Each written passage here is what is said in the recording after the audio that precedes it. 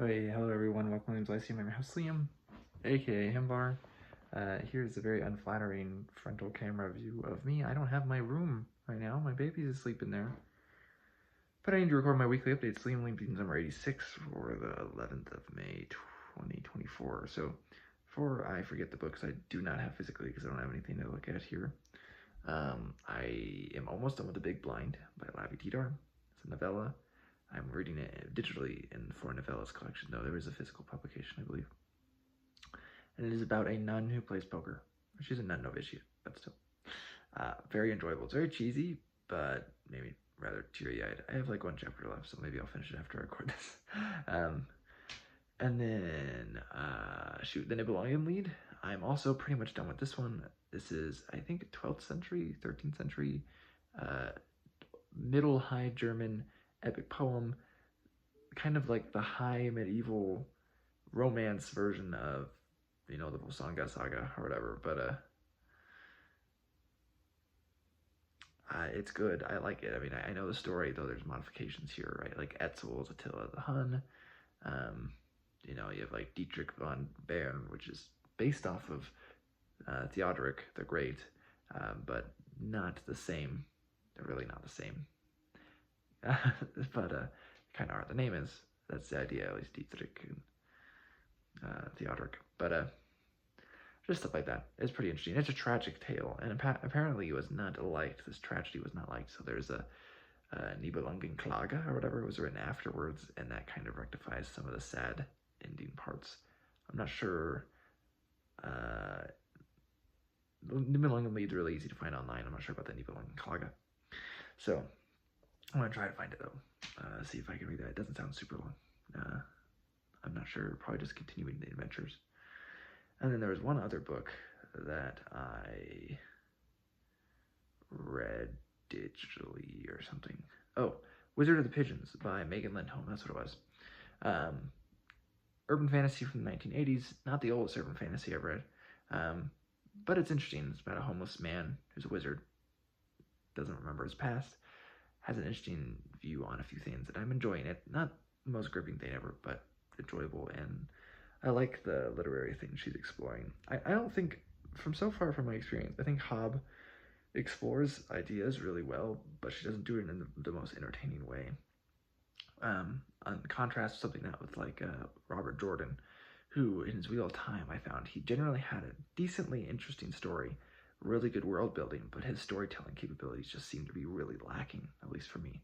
And I'm kind of finding that because I've read Assassin's Apprentice, which was, I wanted to like it more than I did. And then Wizard of the Pigeons is kind of the same. And same with this one, actually, as well. Harpy's Flight, that's the other one. I didn't mean to be reading two books by her at the same time, but I'm almost done with this one now as well. And it's just kind of okay. The opening's awesome, and there's parts of it that are good. And I don't want to say it's bad by any means. It's just not that entertaining, and that's really it. And as far as books go, I feel like they should be. I've read things that should be way drier, but were much more entertaining. So I don't know what it is. But I thought hopefully this would be better, since it's her earlier stuff more sword and sorcery-esque, but I wouldn't even really call this sword and sorcery. It's not metal enough, it's not fast-paced enough, it's not cool enough. It's interesting though. So anyways, Harpy's Flight as well. Now we're into the physical books. I didn't read a lot of these. I didn't read much of a lot of these, so I'll go quickly over them. Still A Song of the Cathar Wars, or A Song of the Albigensian Crusade as it's normally called. Once I finish this, I'll probably read Song for Arbonne. Narbonne is like really tangential to the history of this so far. I've only really seen Narbonne mentioned in one-off lines and like in footnotes. It's not like super important right now, but I'm not sure how much Kay's novel follows the history anyways. I'm not sure how much I'll care either, but we'll see when we get there. Very, very little of the making of Chaucer's English. Very interesting still. And then still some in Woden by Stephen Paulinton, which is very, very fun. I'm about halfway through. That's good. I've had it for a couple months though. One book that I'm very much not that far into is Silver Shadows. It's funny, I bought all these. I made a blog post about this years ago.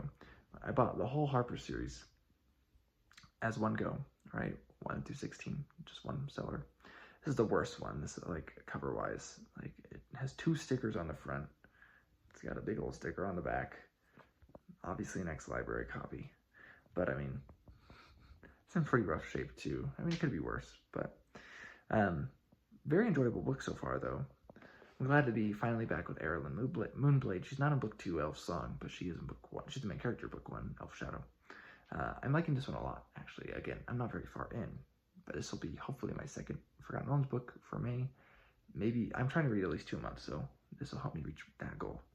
And I'm enjoying it. Lynn Cunningham is really good. Some of the basic plot is very similar to something like In Sylvan Shadows by Ari Salvatore, but way less simple, way better writing, way better characters, and just a lot more broader plot in general. So Cunningham is far superior to Salvatore as an author, but I will not get into any more of that right now. I haven't really even gotten the books I've finished yet. So another book I'm probably like not quite halfway through this. Harry Harrison's Hammer and the Cross. It's also co-written by a guy named John Holm. I think he's credited in the beginning here, but I can't open this since I'm holding my camera. But John Holm is a pen name for Tom Shippey. I don't know in what capacity this was done. I can tell some of these sayings are definitely knowledge that Harry Harrison probably doesn't have, and it's knowledge that Tom Shippey has. It all flows very well. It all seems like it's written by one guy, and I've not read enough by Harry Harrison, so I imagine maybe John Holm was just like, maybe not so much of a like plot and character development wise, but just like certain information wise that they felt like deserved some credit. Doesn't even get credit on at least this version's cover though. So again, I feel like it might just been for like an expert's information, and then it was enough to get credited, right? Which, and a lot of the times when that's the case, it's just pen name. You're like, you did enough where we want to credit you, but we don't want to make it like embarrassing or something for the author, so we're gonna use a pen name. Type of name.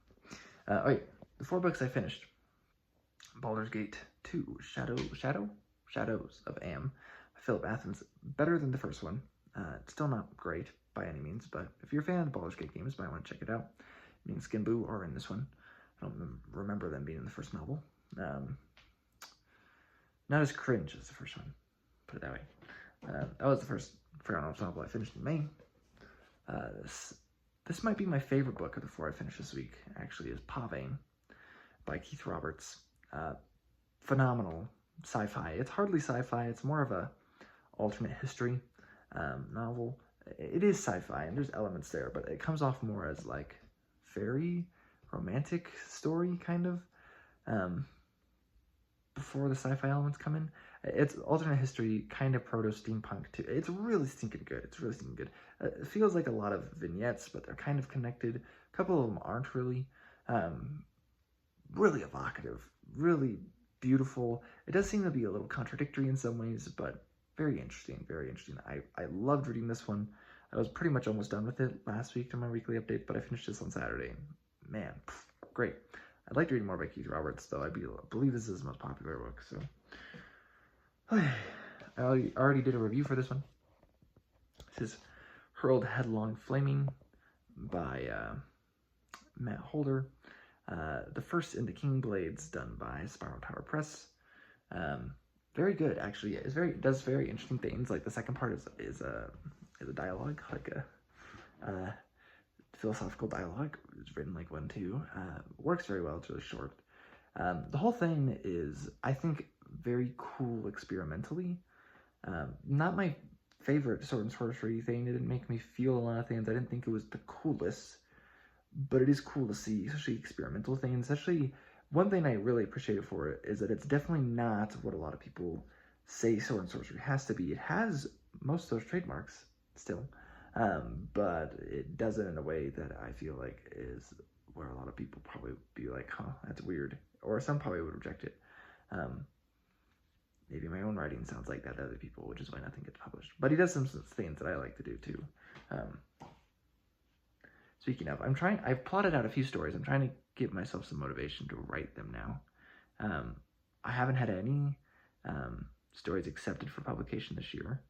I haven't finished any. I finished 2 very late last year, and neither of those got accepted. I'm still shopping those around. But I have a couple story ideas. I did a lot of editing this year so far. I'm trying to get that novella published. I'd like that to be published this month, but I haven't gotten the final art from the author. I'm waiting on a couple blurbs. Maybe I should send out some arcs anyhow. But I mean, it's going well enough. It's funny. I keep on getting rejections. I haven't mentioned them a lot recently.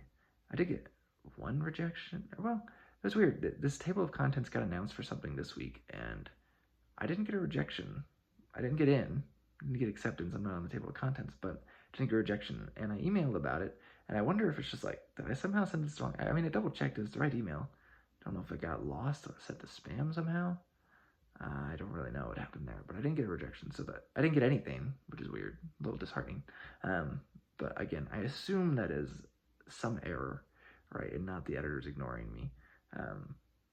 It's just weird, you know, like, I know the table of contents is coming any day, and I hadn't got a rejection.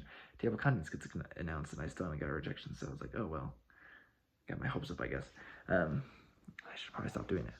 Anyways, last book I finished was Child of Flame by Kate Elliott. Way too big. Way too big. It's a huge book. Not bad, though. I pretty much shared all my thoughts on it last week. Another big book. I'm not finished with it yet. I think there's a good chance I'll make a video on this for Wednesday.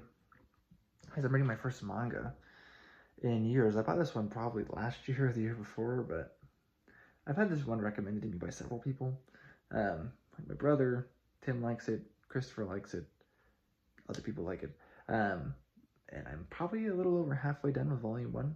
So once I finish volume 1, because there's like 3 volumes in here, I'll probably make a little video on it. This is the first manga I've read since 2017. And when I read that one in 2017, it was just one. And like before that, I'm not even sure. Like maybe 2011, 2010 was the last time I read a manga. So it's been a hot minute. And I'm enjoying it way more than I thought it would. There's some reasons I stopped reading manga, really, and I could probably share those in the video, but people were right when they recommended this one to me. I am enjoying it, so not a favorite. I mean, manga as a medium is not, well, that's not true. I really enjoyed it when I was younger, so but times have changed. Anyways, that's my reading. Now let me know what you've been reading. Got one more day of work tomorrow, and hopefully I can get the motivation to write. We shall see about that, though. Yeah, I don't know. Waiting for Leapings, I appreciate y'all. Thanks for watching. Thanks for subscribing. Thanks for any comments you leave. I know my content is not